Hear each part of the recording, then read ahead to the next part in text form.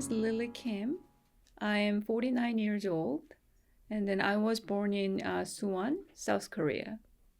Korean American media is definitely different than mainstream media because we were more like outreach, like we have there's huge outreach component, and then we also have to educate the community, and also we have to be advocates sometimes. It was definitely different, and then these days people talking about going hyper local. But I think Korean media was a hyper local way before. Nobody talk about hyper local because you have to focus on Koreatown, and then we pick and choose Korean American issues. So immigration is huge. It's I think we cover the immigration much better than any other mainstream media. As I said, Koreatown crime story, public safety were all important. At the time, Koreatown didn't have a own police station.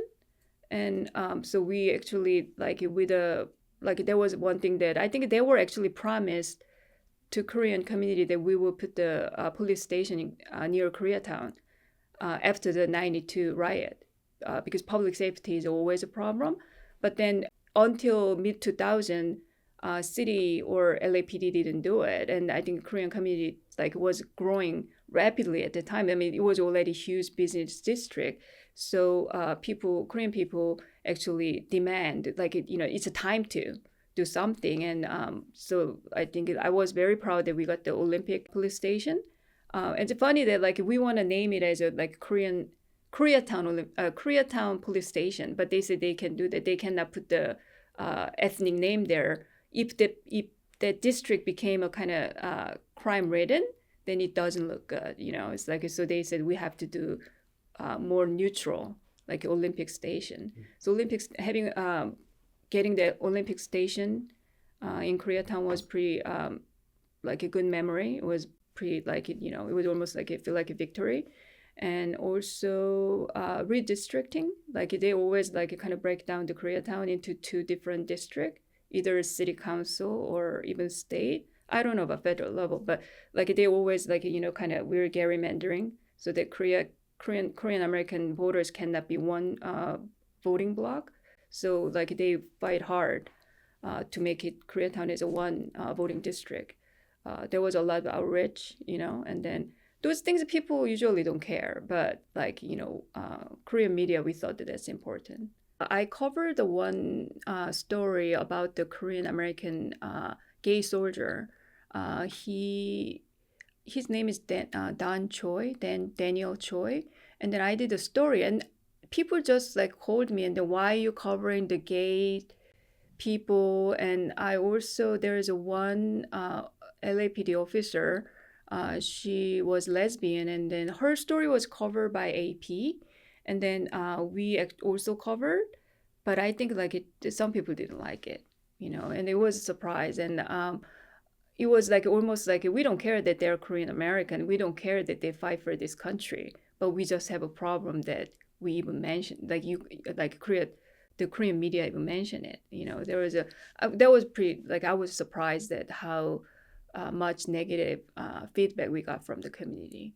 And it was it was almost we were avoiding the issue. And then because by then I'm talking about mid 2000, it was pretty there was a same-sex marriage issue, and I always presented as because in the morning you give a list that you want to cover that day to your editors.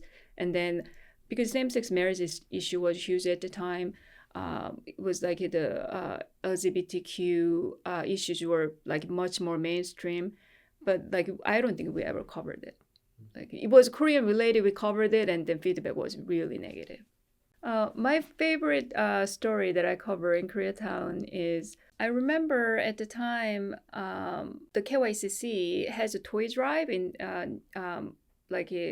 near Christmas, and then I think they put all those toys for the children in Koreatown in one big van, and then you got I think somebody break in and then took every toys they collected, they got donated. So I remember so KYCC reached out to us, and then we have to have those toys that we're gonna give to those community families, and then we don't have it. So we did a little piece that happened. There was just some like a thief got into the van and then stole the toys, and anybody can help, that would be great. And somebody stepped up and donated $3,000 same day. So like, I don't know if that was enough, but I remember those. Like, I love those stories.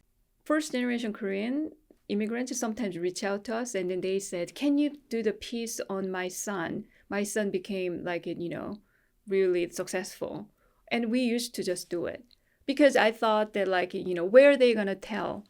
Like, is it like they want to brag? Then we should let them brag, and then in a way that actually I find out some really successful Korean Americans because their parents reach out to us, and then they were actually in fact like pretty successful in their field, and then they became our source. So in a weird way, that's, I thought it was really interesting that parents reach out to the media to cover their own successful kid, but it became a like kind of good connection, Sometimes like I remember one phone call that I got from the like old Korean lady. She called the Korea Times because she lost power. And then, she said, I paid the bill. And then it's just like, I lost power. And then I don't know how to talk to the manager and stuff. And then it sometimes it's really like frustrating, right? That's not like, what I'm signed up for. But like at the same time, where she would call, right? And then I used to be a reporter at the radio, right? Radio Korea. And then I went to the some store and I was talking to her, and then she recognized my voice because she was listening. She's I think cleaner, and then she listened to Korean language radio station all day. So she actually recognized my voice. Like I didn't say my name. I didn't say I'm a reporter. She just like, aren't like you sound familiar. And then so I was like, wow, it's like those moments that we have like having Korean media again, Korean language media is important. My name is Lily Kim, and this is my Korean American story.